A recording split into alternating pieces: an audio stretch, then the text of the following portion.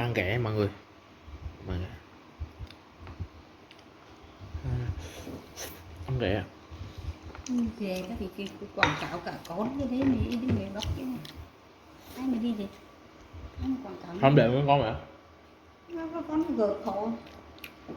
Cho con mày cho mày ăn nó, cái mày nó được ăn nó được miếng máu đâu. Ghẹ mọi người, ghẹ. Bút băng ghẹ. Ghẹ. Bút băng. Mày cho quay kia tặng cho phải đây. Bút băng ghẹ. Thôi. Thế đây mà.